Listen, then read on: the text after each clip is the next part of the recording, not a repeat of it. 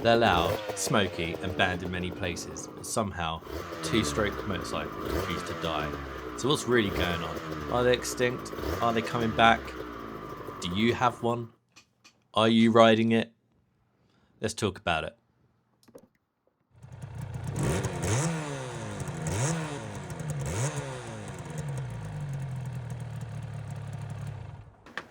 That explosive power delivery,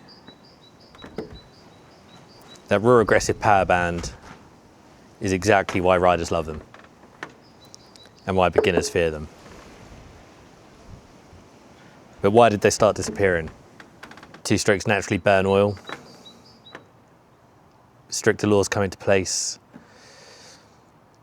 Emissions laws made it hard to get new two-strokes.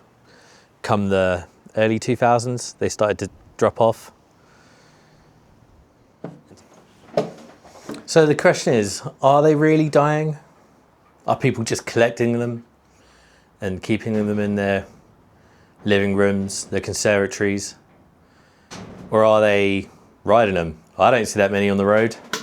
You occasionally get a two-stroke day up at like Rikers Box Hill or something like that. But yeah,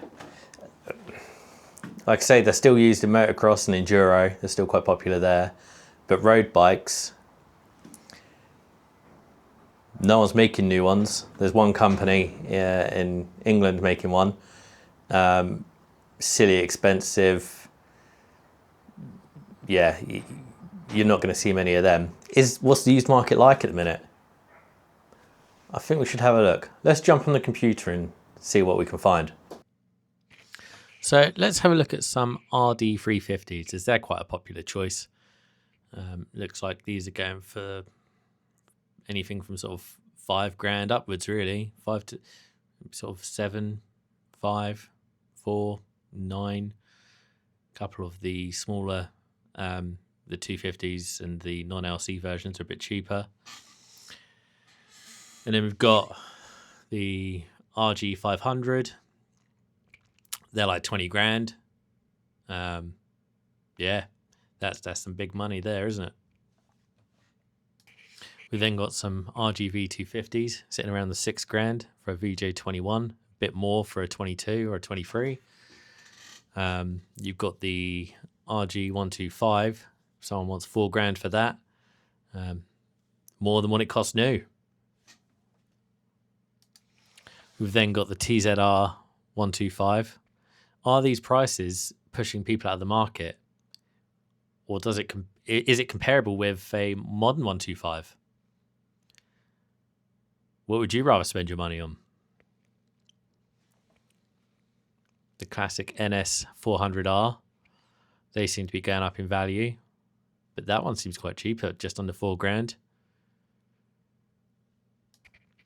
We've got a good old bit of marketplace here for an RD250, air-cooled, reasonably priced. Quite a nice example as well. Another RD250, again, quite clean. Seems to be around £5 grand mark. And another RD350. Bit more pricey, but nice.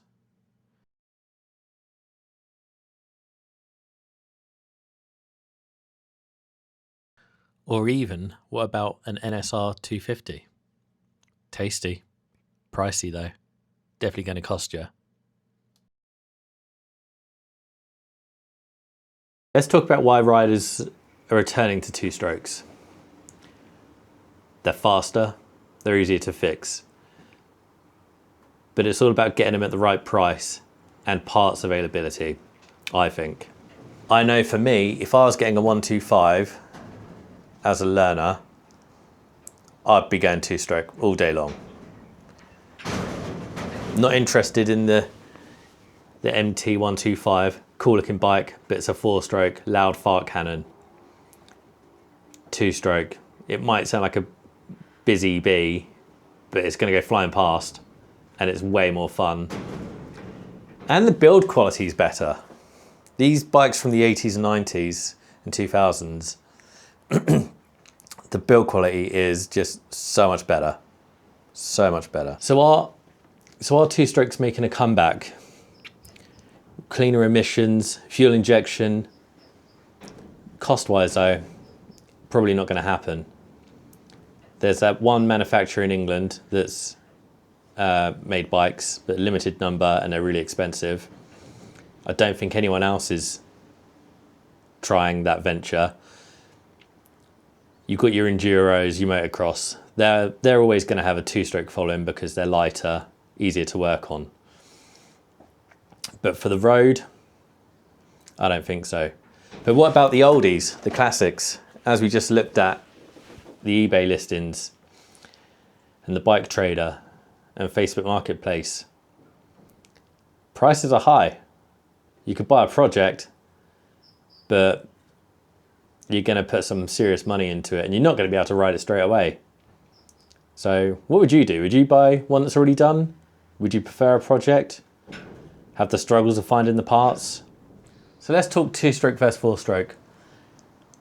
Two bikes from the same era, from the same manufacturer, Suzuki. You've got the RGV250, two-stroke, and the GSXR400, which is the four-stroke. Actually, these actually share a bit of similar DNA with the bits being compatible. The forks are similar. The mudguard is interchangeable. Indicators, things like that. The brakes, master cylinder, the clocks are even the same. There's slight differences on the rev counters, but for the most part, it's the same. But that aside, you've got this, burns oil, and you have to top it up. That's an expense. They're probably both equally as noisy.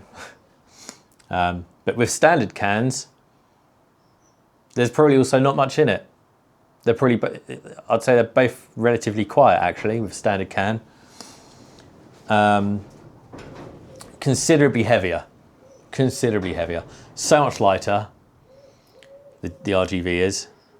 For me, it's all about this. If you've got a small capacity bike, 250, 400, the lighter it is, the better. It's going to handle better. It's just, you're going to get it off the line better. So in conclusion, two-strokes aren't dying. They're still evolving. We're not going to see more of them on the road, I don't think. They're always going to be on the dirt track. I think that much. Will the EU scrap two-strokes being allowed on the road altogether? It wouldn't surprise me. We're seeing people like Gasoline Alley, who are local to me, who are doing special builds on like RD500s and RG500s and RG400s. And they're doing some really cool work. And I think that's also helping bring them back to life, getting people interested.